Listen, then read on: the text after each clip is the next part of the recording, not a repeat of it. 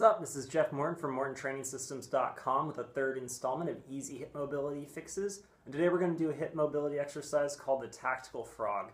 Before we get into that though, I want to talk about mobility exercises in general and what our goal or what our intent of these exercises is and how that affects the implementation of these exercises. So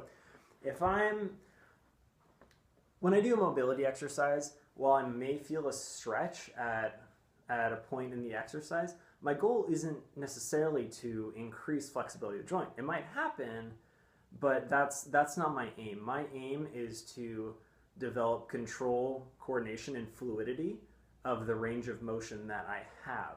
So I'm not trying to crank into the stretchy part of the exercise as hard as I can. I'm just trying to make a really smooth transition from point A to point B and then back to point A again.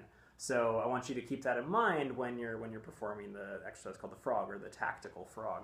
So you can do this on your forearm or on your palms. I prefer my forearms, just a preference. It means I don't have to think as much about contracting my abs to stabilize my spine.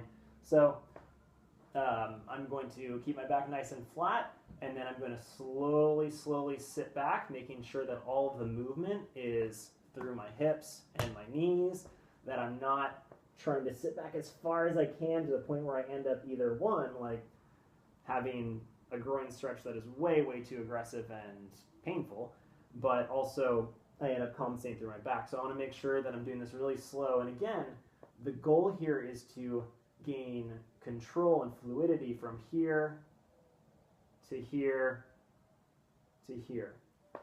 And don't forget to breathe during this one. It's really easy to forget to breathe during mobility exercises. So I know there's a lot to think about, but don't forget to breathe. So thus concludes the series, and I hope you enjoyed it. If you have any questions or comments, please drop a line below.